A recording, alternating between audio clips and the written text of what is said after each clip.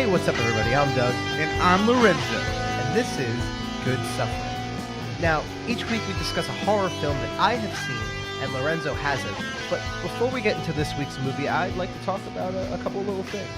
And before even that, I want to shout out a podcast, a lo-fi podcast from Missouri called The Misadventures of T-Fi and Svobo.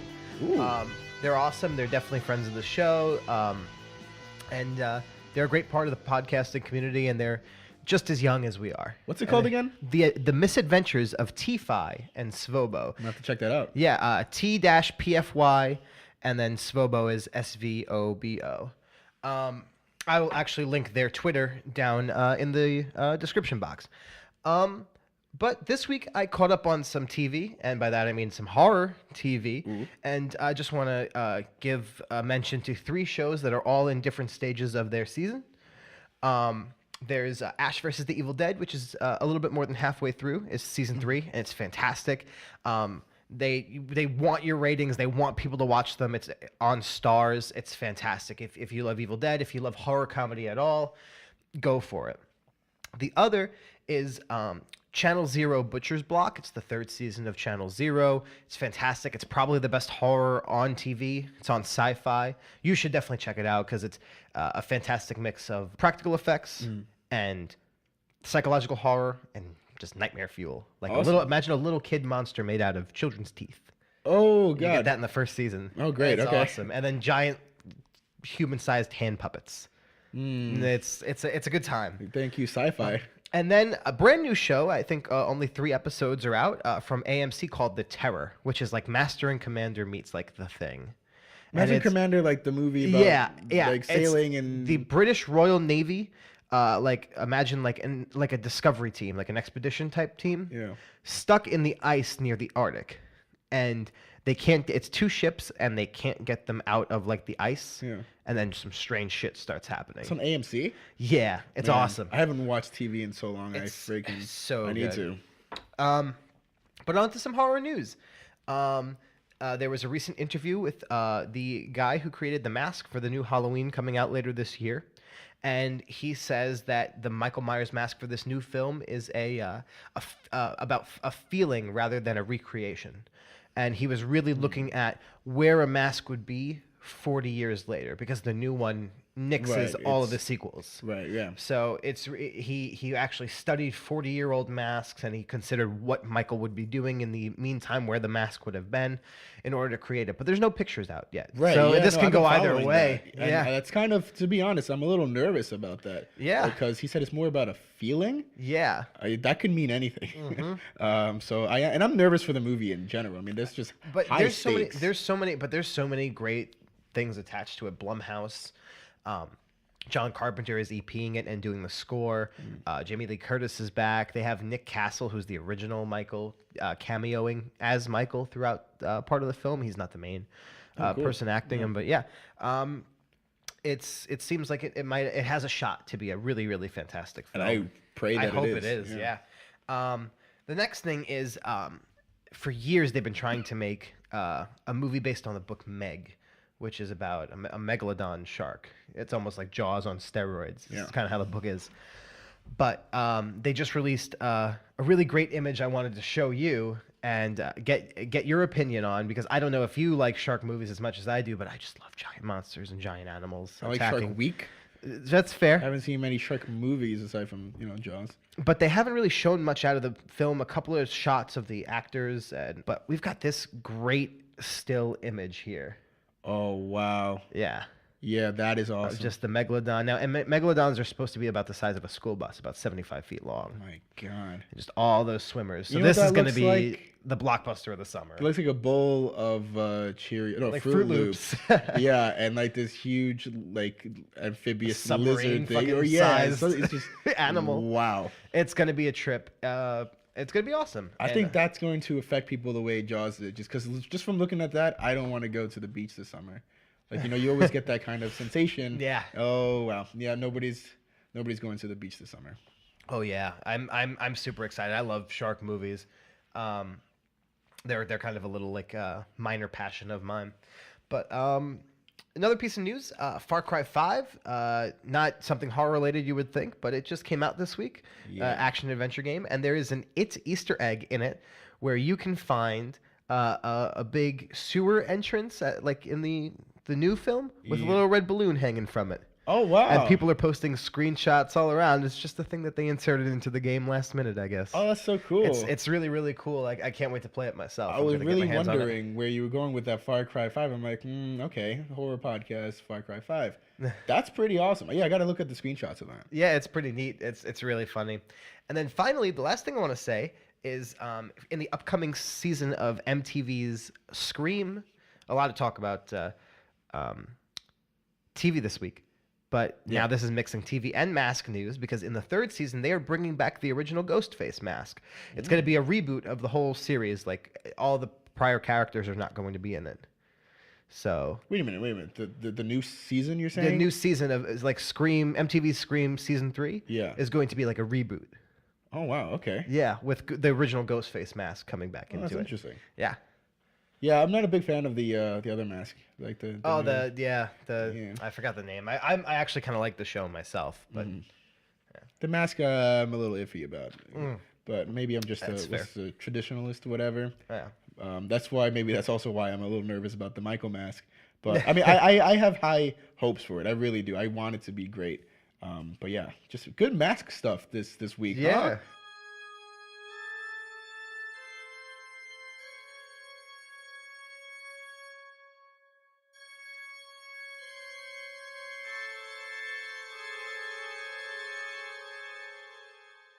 So today we're talking about Roman Polanski's 1968 film Rosemary's Baby.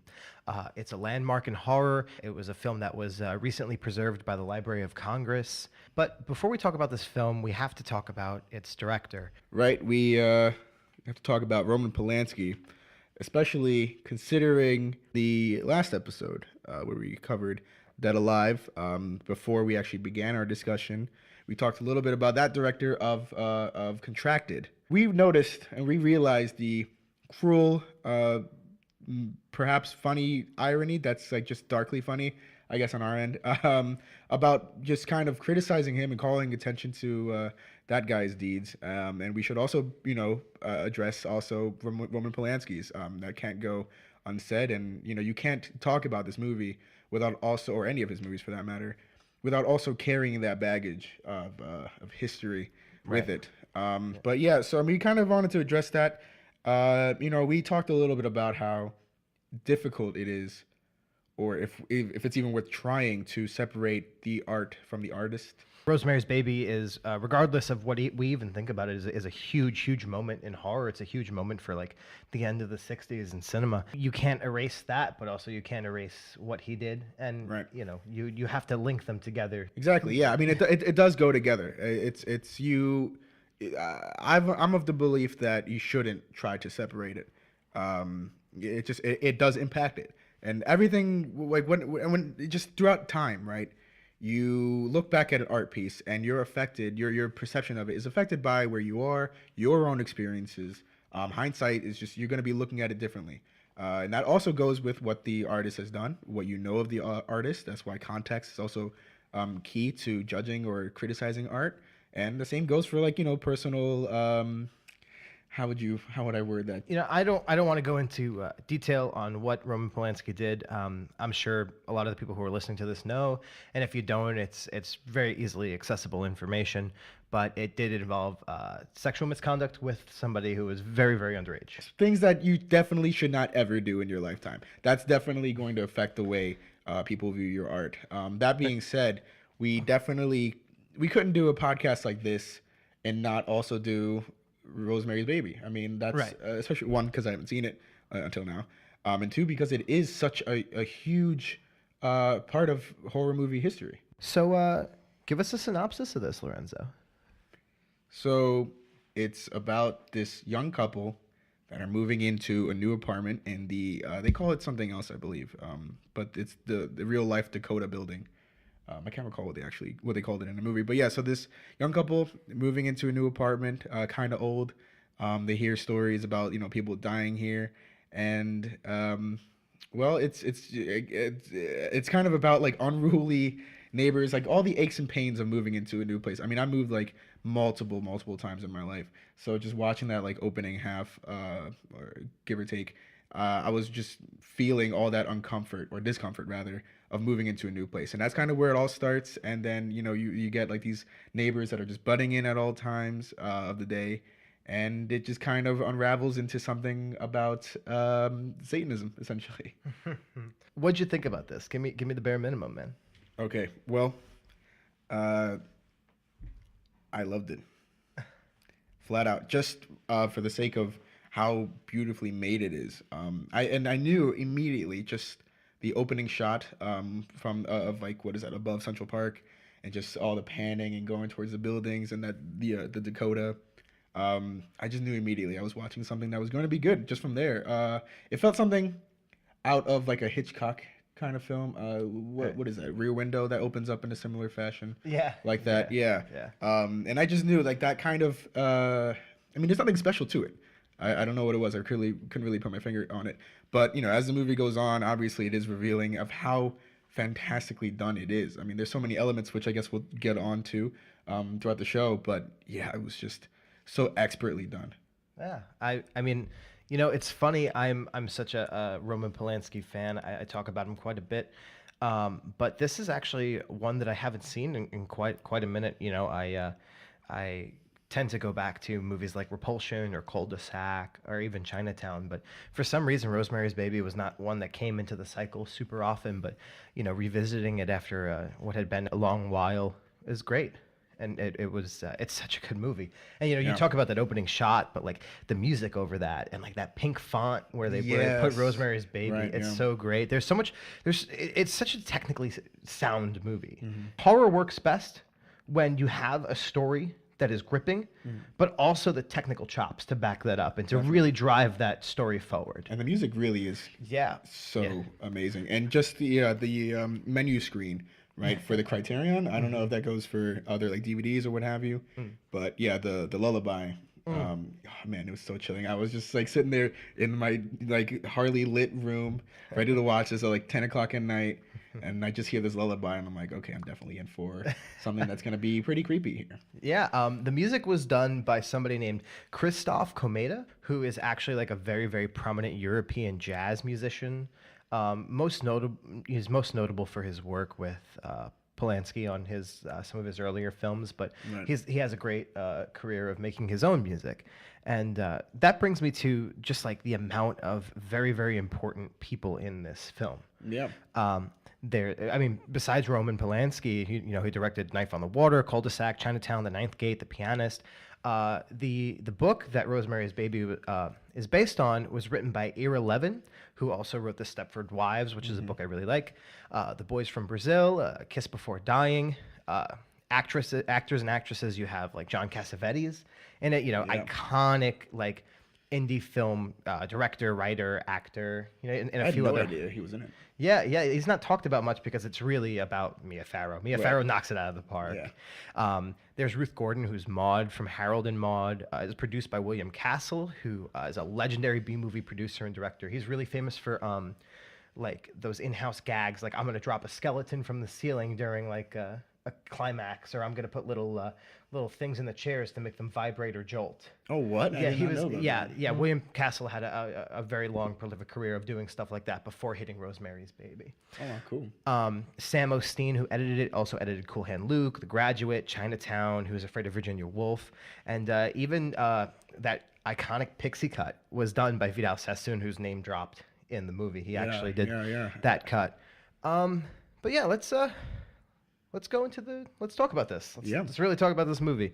I think before we talk about Rosemary's Baby, we have to talk about context. Sure. Yeah. 1968, you have all these incredible transgressive films coming out, like 2001: A Space Odyssey, Planet of the Apes, Witchfinder General, Yellow Submarine, which is just super fun and is like a real cartoon trip, and Night of the Living Dead, which I guess Rosemary's Baby is most closely linked to.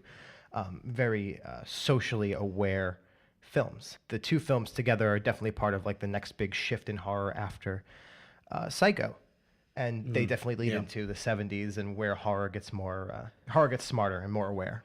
Yeah, it did feel like as I was watching it, like it was, as they say, like there's no defined line between like I'm thinking in terms of fashion, right? Like you watch a movie that's based in 1970. It's not like everyone's suddenly going to be dressed like hippies or not hippies, but like in the 1970s kind of rags. They're still going to have like the influences from the 60s. They're still going to be spilling into that. And I felt that watching this movie, not in terms of fashion, but in terms of just filmmaking, it did feel like there was a lot of like the '60s filmmaking elements to it, but it also did. I could also sense that like yeah, we're leading into like the '70s kind of filmmaking. Oh yeah, 100%. I truly believe that this is a film that bridges the gap between the two eras. 68, also outside of film, is huge as widely considered the end of the 60s is the end of the hippie movement and really where we start transitioning into the 70s.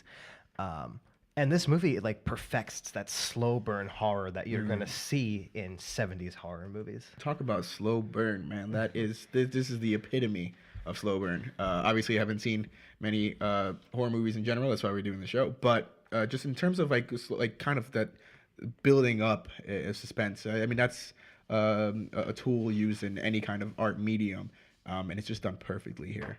Right. Which I don't want to jump ahead to anything, but just the fact, like the very end, right? The payoff or quote unquote payoff of the movie. I mean, that's incredible. That he, got to watch one of the supplements from the Criterion film, and Polanski said that he didn't want to show the child. I mean, he wasn't going to do it. It just was going to ruin everything. You get that flash of the eyes, Yeah, for that like little- 1 second. It almost reminds me of you've seen The Exorcist, right?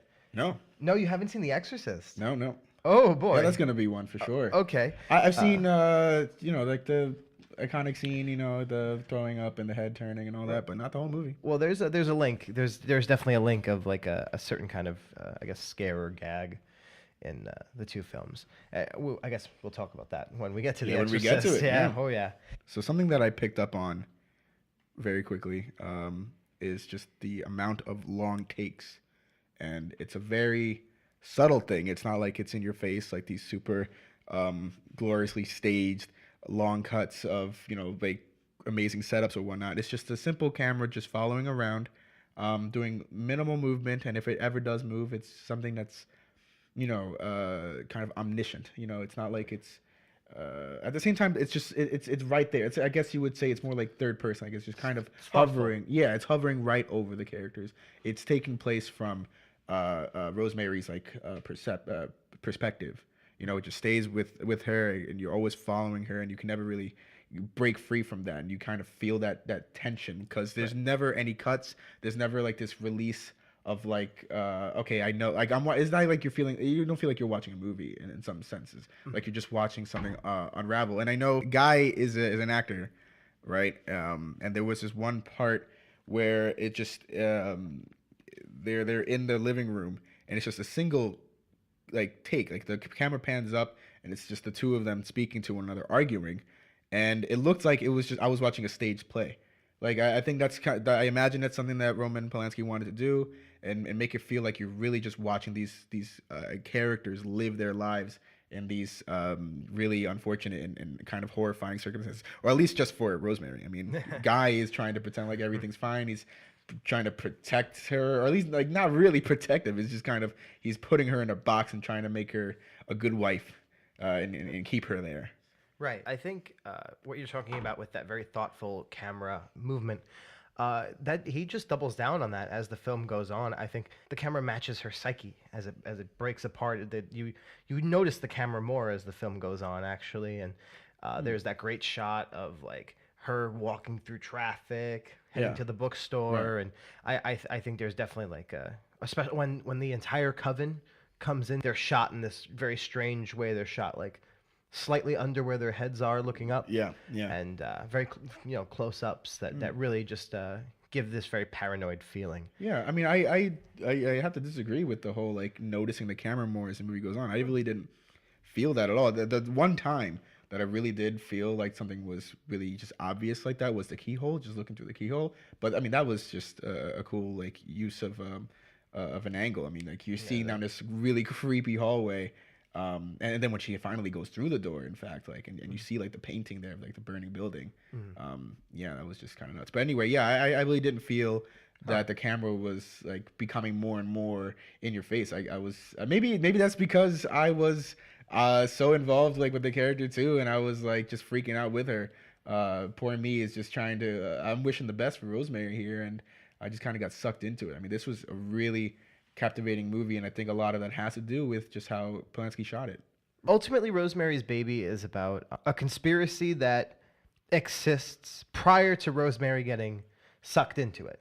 You know, witchcraft and, you know, the ultimate goal of what they're trying to do. We get introduced to it with Terry, with the girl who kills herself that lived with the Cassavetes. Right, with the necklace. Yes, with the necklace that's then passed off. Yep. Yeah, with the Tanis root or Taris root. We're introduced to the Cassavetes after Terry dies. We hear them having an argument through the wall where the woman, Minnie, says that they now have to start all over again. And it's very cryptic, and you know, you're hearing it through a wall, so you're not really hearing it well, but it lends itself to ultimately what we see happens to Rosemary. And even after Rosemary gets pregnant, you see them really interject in her lives, and Yeah. there's obviously something wrong from the very beginning. Oh god, I was so annoyed by them, man. Like I really felt for her. I was just like, what if this whole movie isn't really about like demons or ghosts or whatever? It's just about really freaking god awful neighbors. I'd be like, yeah, that's enough of a horror movie for me right there. Right. And you know, you see Minnie act as a midwife, you know, helping out with the pregnancy, and through like the Middle Ages, midwives were looked at as witches. They thought that, yeah, they're there to take care of the pregnant mom, and honestly they did a lot of good, but there was some strange suspicion that, you know, if you turned around, they're going to make off with the baby and sacrifice it or do something with it. Yeah, there's a long history of midwives looked at as witches. Which plays interestingly into the film. Yeah, yeah, yeah. I guess the first big heavy thing to talk about would be I guess the baby making scene, the dream, and then ultimately what happens after that.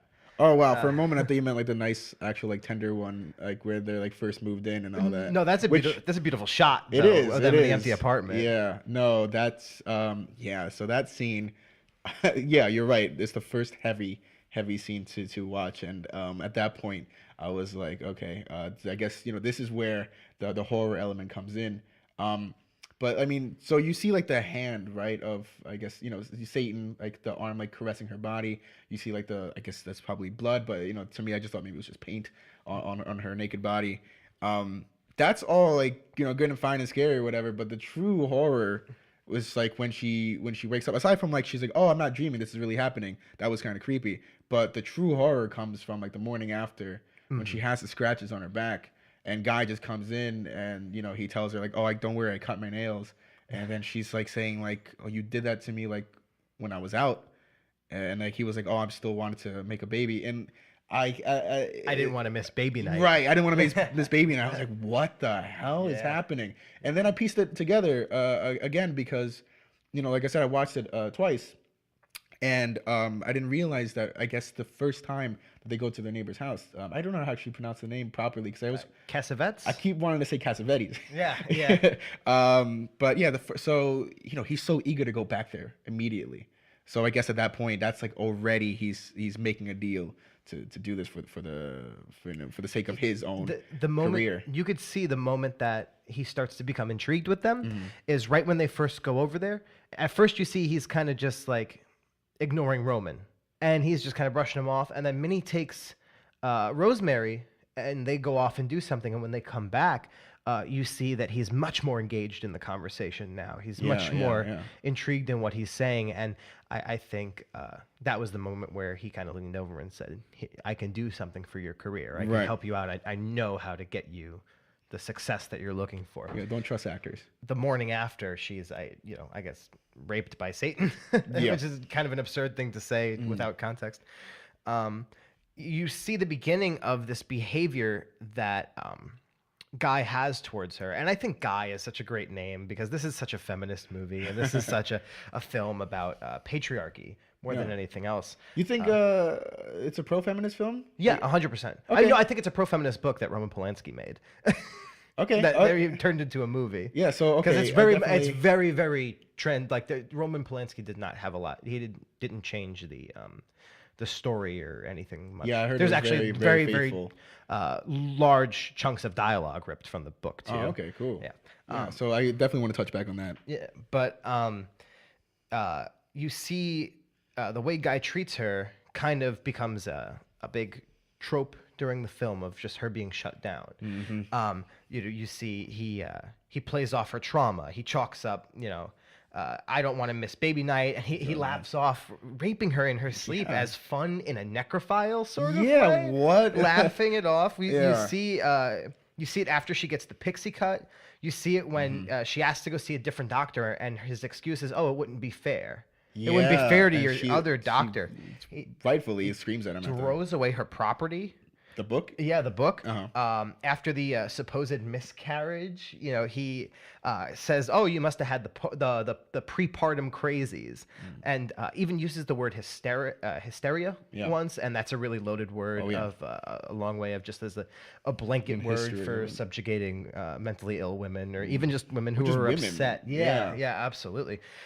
It reaches a really bizarre height as he's like eating, as he's discussing the dead baby, and he's just kind of laughing it off. And even at the end of that conversation, he's centering her future happiness around his success. Oh, don't worry, this is fine because I'm going to be rich and famous soon, so I can give you what you want. And he keeps just like when she does get the pixie cut, he just flat out says like it's hideous. Or, yeah. or, like that's the only thing that's ugly. Like you look great, but the haircut, just gotta go.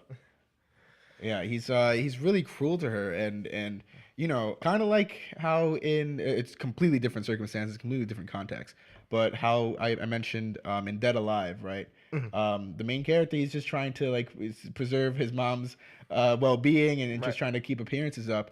Guys like doing the same thing, but in a really dastardly, disgusting way that is not uncommon from how a lot of men just treat women in general. It's self-serving, rather than like in service of a mother, I guess, or an overbearing mother. But it's a very great social critique for sure, this movie. Oh yeah, 100%. I think there's a lot of a patriarchal parallels. Pregnancy is a very, very feminine position. And I was actually just even listening to a podcast today, totally unrelated to Rosemary's Baby, where somebody was talking about how once they got pregnant, they felt like everybody was criticizing them. And they were a musician, and they said that being on stage and having like all those eyes on you does not feel like just walking around being pregnant, because everybody has advice for you, everybody has something for you, and you really double down on that feeling that nobody thinks that you're doing it right. Just gonna say, like with the party scene, right, where Rosemary wants to have a party with just her friends, people that are not like or that are younger than like 45 or younger than 50, she says. Her neighbor, she just keeps wanting to come in, and she obviously she's trying to maintain like for the whole baby thing. Obviously that's her end goal.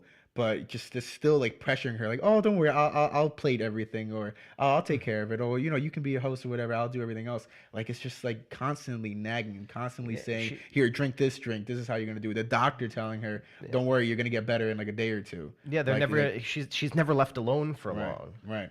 Yeah, she's even like on the night that they're supposed to conceive, the Cassavets come, and that's where you get the chocolate mousse or chocolate mouse. That's obviously poisoned to some degree. And Guy even shakes that off. He even tells her, it's always something with you. Yeah, it was poisoned. It was, or you think it's got to be something. That's why there's a chocolate. Yeah, there's a chalky undertaste. Yeah, that's definitely. Oh, the undertaste. Right. And then she ends up eating. Oh my god, what a jerk! Honestly, because he forces her to eat this thing that she doesn't want to eat. Yeah, because he's just in on it. It's just totally about his own personal gain. God, what a douche. And he constantly watching himself like on TV. I know she watches it too, but like he's just all about himself. And see like that vanity there. Yeah. I guess you could say that his mood is so dictated by the guy becoming blind. Yeah, and him getting that position. He's just so into himself. That was so phony though. Like I knew that too. Like I mean, I wasn't like really onto him at that point in the movie. But like when he did say that he was blind and he was like, oh, I wanted the part, but not like that. I mean, maybe that was sincere. Honestly, it could have been. but I didn't get it. It didn't feel like it. Like he obviously he knows what he's doing. He knows that Right. the deal he made is going to get him what he wants. Maybe he didn't know how, but I mean, yeah, he really is just all about the self-serving. Right. Um, but back to Rosemary. She's told, you don't listen to your friends and don't read any books. Don't read any books. Any books. And there, within the context of the film, it's the coven trying to take control. But ultimately, think about the amount of times that women have been told that you listen to me. Right. Don't get any outside ideas. You monopolize their intake of information. Yeah, yeah. And or just don't be educated. Yeah. Like stay, barefoot cooking for me at home. Right. Or whatever the doctor wants her to do. And even then, who is it? Dr. Hill, right? The first doctor she sees, he's not in on it. It doesn't seem to me. I mean, unless if it's like huge web. He's right? not. He's not. Yeah, so That's into the it. tragedy of that scene is And that he just doesn't believe her. He still Nobody turns will her believe in. her. Like that's so like that really crushed me. That really broke my heart. And there's even women who are part of that. You see Minnie, and there's that her friend who comes over the few times, and she's at the end. She says, "Oh, get her back in her place," when she. Right. That woman, the lady with the glasses. Yes. And I think that's a great, I guess, allegory for saying that patriarchy is not just held up by men; it's held up by the women who support it as well. A system can't just be supported by one kind of person. Yeah, no, that's definitely true. And then I guess it all ends up with Rosemary kind of willingly being the mom to the child, to this demon baby. Like she's like, oh, you're rocking it too fast, or you're being too rough, and then she ends up just rocking it by herself, and she's kind of almost looking at it lovingly. Like you can kind of see that in her eyes. I think that's a great job by Mia Farrow. That was Oh yeah, I think coming out of the movie, I would feel that she probably went on to take care of this baby. Oh yeah, definitely. There's I have no doubt. Her big fear was that it was going to be sacrificed, not that it was going to be the spawn of Satan. Once she saw it was fine, that it was going to live, and she saw all these people had high hopes for this baby, It's year one. Yeah, that was such a great callback, because he says that in like somewhere in the middle. It says, 1966, year right, one. It was the New Year's. Yeah. Yeah. And, boy. Yeah. And what was I going to say? Her reaction. I mean, just her. I don't know, like what kind of stuff you have to like put into your own mind as an actor, or to have that look of pure horror that Mia has when she sees the baby for the first time. Like that's scary enough. Some of the best acting in the whole movie. Yeah, right there. It was just like you honestly don't need to see the baby. You look at her reaction, and I was like startled just from the way like her eyes opened up and she covered her mouth. It looked like her face like stretched like 10 times than what it really could. Like it's just pure horror in her eyes. He has his father's eyes. Oh God. It's just it's so great. Now, oh God, she keeps saying that too. Yeah. Let's talk about that whole finale. Let's talk about all of that. Yeah. There's so much suspense in that climax as she gets out of bed. She convinces herself she does hear the baby crying. She gets the knife. She's going through the apartment. She digs out the back entry. Yeah. And you almost feel that she's kind of powerful. She's frantic and she's scared and she's so small framed, but she's got that knife and she's determined. She's doing something about it. And you feel like this is all going to come to a head. Right. And she gets to the party, and some of them look surprised, but none of them are afraid. Yeah. They all kind of just look at her like, okay, we got what we wanted out of it now. You can't hurt us. And you're not going to touch us. And they do say like they can't do anything because she's the mother. Yeah. Like they're not going to do anything to her. Satan chose her. Right, exactly. According to them. Yeah. And that makes her so powerless when she walks in there ready to take back her baby, and they all just look at her like, well, here's what we did. Yeah. Haha. Yeah. It's just a really great just kick in the stomach. Yeah. From the film. And I felt that way too, just when she got the haircut. There's definitely some empowerment there, and I for my perspective, I thought it looked awesome. I was like totally for it. Oh yeah, that's the beginning of that was a huge moment. They they filmed Vidal Sassoon doing her hair like that. That was a big moment in fashion. Oh yeah. And this movie is all so full of fashion, so full of great fashion. Yeah, If you and look at it, that's something I definitely want to get into. I don't know if you have like any cool anecdotes or pieces of information in terms of Nothing. set design or anything like that. Nothing. I was spending this whole movie trying to figure out like associations of the color. My first thought was like the yellow wallpaper, like the story, about Great story, yeah. right. So because she wears a lot of yellow, the room is yellow. There's just a lot of yellow everywhere. That Lights could are be yellow. something. That certainly Right, could be something. but then there's just a lot of primary colors. The shelves in the closet, right, that was originally blocked, like it's a green checkered thing. Guy wears a lot of blue, I see, or there's a lot of like just blue kind of tones and it's just the set design. I don't know who did that, but that was a marvelous job. Like it feels so unique, and it feels like just a great, like I can't stress enough, like the long takes, the set direction, the set design. It just feels like you're kind of walking, like it's an interactive play. Like it just feels like there's always room to move around and stuff, and always something to look at. But yeah, I mean, I was just spending this whole time trying to figure out the significance of like these colors, because there's just a lot of them. They all pop. So do you have anything like on that, your own opinions on that, or? No, honestly, I didn't even. No, I don't. I don't really have a take on that. Maybe The yellow I'm looking- wallpaper. I should have looked at that more. I get so engrossed in the camera movement and so Yeah. engrossed in Mia Farrow's performance. Yeah, maybe She's- I'm looking too deeply into it. After No, all, I mean, I don't think so. I mean, there might be something there. There might not. It was a very big Hollywood movie, so it's really kind of up to Roman to whether or not to do those things. I might be remembering this incorrectly. Probably am, knowing my memory. But I had bought this book when I first went to school to be a film major. I think it's something like 1001 Things to Know If You Want to Be a Filmmaker or something. And the opening, like the introduction, just says it mentions excuse me, a Polanski film. Did he make a movie called The Tenant? You might have. Maybe it's not Polanski, but there's a movie I know it's called The Tenant. That much I Maybe remember. one of his '80s films. Yeah. And it was just saying about how every prop, every angle, like everything in that room in the opening shot is just so deliberate. Like it really tells a story. It creates the character. And I always think of that when I'm watching a movie. But especially this one, because there's so many cool like knickknacks, cool things on the walls, like pictures and stuff that you're trying to pick up. So I was just like obsessively. That's why I had to watch it again. I was just trying to figure out something like that, like some kind of significance behind the way things were set up. But I don't know. Maybe it deserves a third watch. It definitely deserves a third watch anyway, or multiple watches.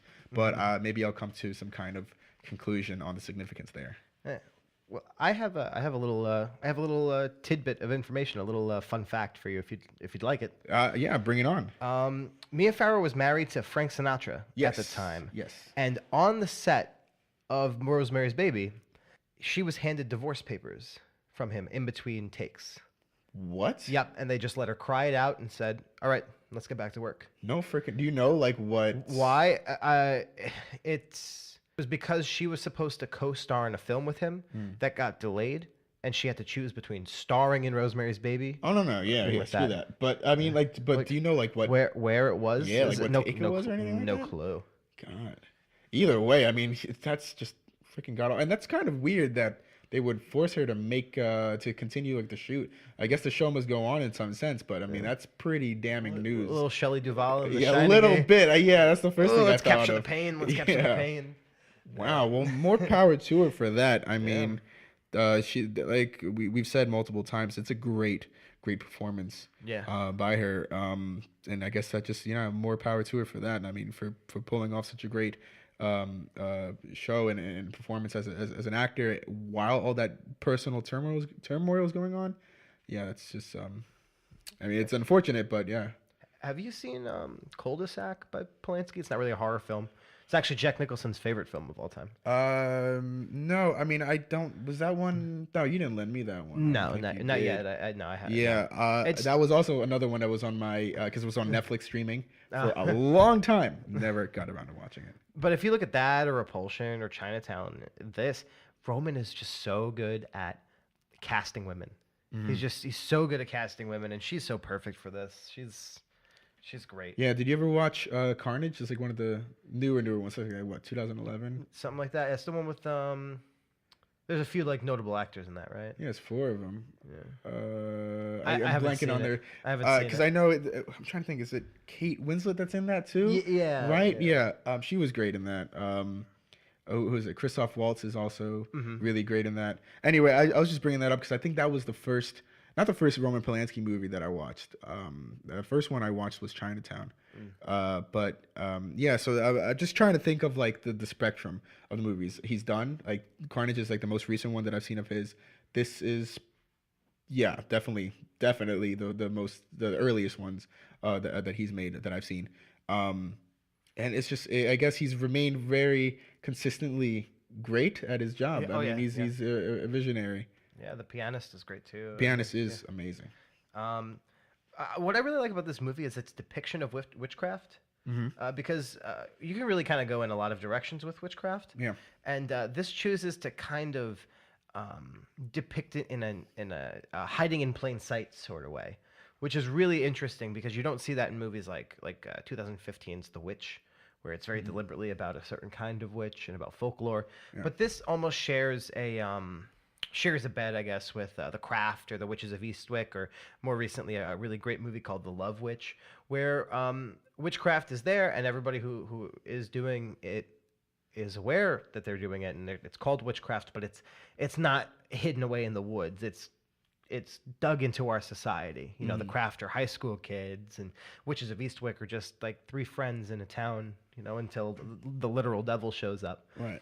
But I really like that, and I love witch movies. I love movies that are. I feel like witchcraft is very empowering to women, especially the way we portray it now. Oh, for sure. But like, it's so interesting, and it's always a good time when there's witches in play. Even Hocus Pocus. Yeah, Hocus Pocus is awesome. Or what is it? Halloween Town. Good Yeah, old Disney of Channel course, movie there. of course. Although I have to say I did not think of this as a witchcraft movie. Maybe I'm getting my what is that? What theologies wrong or whatever, what have you. I just thought it was purely like a satanic kind of thing. I mean, I don't know. I guess they play a part together here a little bit, but I didn't think anything of. With I guess like the the sort of potions and the science to it, bringing definite witch. This is definitely Like the set in the alchemy. breath of like witchcraft movies. When you if you Google witch movies, like This it'll will come come up up, in the yeah. top 5 easily. Yeah. Maybe Rosemary herself becomes a witch. Maybe. I mean, I after the guess she's movie. now the bride of Satan. Maybe not necessarily the bride, but definitely the mother of his kid. Yeah. And I know that there's also what is it? A sequel. Oh yeah, yeah. Yeah. I heard it's really awful. Yeah. Yeah, there's also a remake from NBC. Yeah, there was a TV movie. Was it or a series? I think it was like a mini series. Yeah, it's like a 2-night special Yeah. event type deal. Right. I was just wondering about watching that. I was thinking about it. Oh, you probably shouldn't. I was thinking about the sequel, which you're also telling me I probably shouldn't. No, the sequel you definitely shouldn't. The NBC one I've heard a couple of good reviews on. I heard it doesn't really add anything to the story, but it's not like the worst thing. Yeah. It changes a couple of things, but yeah, the sequel is like kind of laughed at universally. Is it? Yeah. Like Godfather Part 3? Yeah, I guess even worse because it's not, Godfather 3 is still like a Coppola movie. This is just like, it's not even like the original vision of like Roman Polanski. I'd be hard pressed to say that Godfather Part 3 is an original vision of Coppola himself. That's just, oh, God, are you apologist for Godfather Part 3? It's a fine movie. Oh, It's boy. fine. It's oh, fine. God, here we go. It's fine. I grew up with all three of them together as a complete thought. Yeah, well, so- I mean, I think the first one's best. You probably think the second one. No, the second one's exactly. absolutely the best. Yeah, come I on. know who you are now. The first one's definitely best, but No, anyway. no. But this is a horror podcast. This is a horror podcast, right? Yeah. So no Godfather to speak anymore. But yeah, so I mean, it's and remakes are you should always have some kind of your own take on it. I guess as a director, as a filmmaker, whatever, what have you. I mean, like Rob Zombie's Halloween. Am I a fan of it? Not necessarily. Do I respect that he took it a different route? Absolutely, 100%. I do. But having said that, with Rosemary's Baby, I feel like this is such a singular vision, right? The way it's done, it'd be tough to try to do anything that would compare. I mean, like imagine trying to do a remake of The Shining.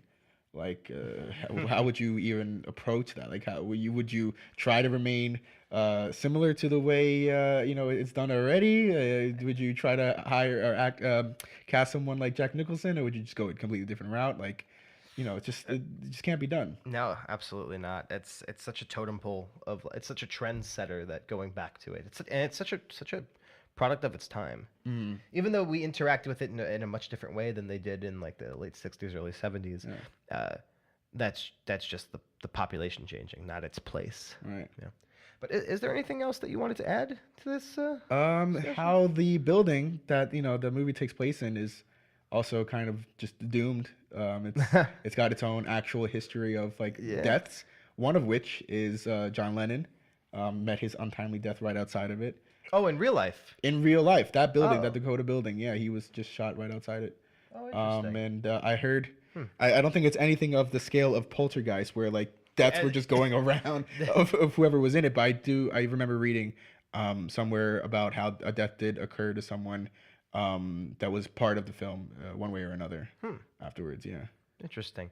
I was gonna say I'm such a big I'm a big fan of places as isolated places as allegories for certain things.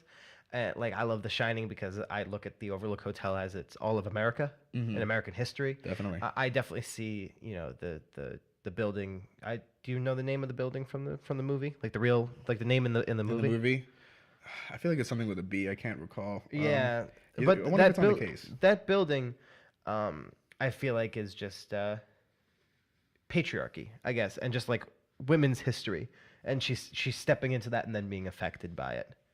Yeah, I mean, and that's pretty sucky considering that's like you're trying to start a life. Yeah. You're starting a life smack dab in the middle of patriarchy. But hey, I guess that is what it's like. Yeah. Being a woman. Yeah. You're thrust into society, and hey, good job. You're born into a patriarchal society. Yeah. So screw that. This podcast episode is a rally call to just take down the patriarchy. So if you're listening, go ahead and do that if you aren't already. Well, I think that about wraps it up? Yeah, I would say so. Great. You know what I want to move on to though? What? Is you revealing the next episode because you've kept that hidden from me. Yeah, I don't know if that's going to be a thing forever. I know there are a few ones that I know you're coming up like I know what I want the fifth one to be. I'm not going to say it on here, but this one you asked me to surprise you with this one. I did. So we're going to go into the land of the undead, but not really the zombies. We're going to take a step to the left, and we're going to talk about vampires. Oh. And we are going to be discussing 1985's Fright Night. Fright Night. Yes. Yeah. Okay. Yes, we talked about this before. A very important part of 80s horror canon. A great transition of how we looked at the vampire in general. Yeah. And it's definitely worth visiting very early in this show. Oh man, I love vampires. Just letting you know. Me too. They're absolutely probably my preferred monster. Yeah, vampires. I agree wholeheartedly. Awesome. So yeah, I am pumped. Sweet. But yeah, you're in for a treat. The audience is in for a treat. But that's all we have for now. Don't forget to give us a review and to subscribe and to like us on social media. On Twitter, we're at good_suffering. On Instagram, we're Good Suffering Podcast, all together like that. And you can go to facebook.com/GoodSufferingPod to find us there. Thank you so much for listening yet again, and we will see you next time on Good Suffering.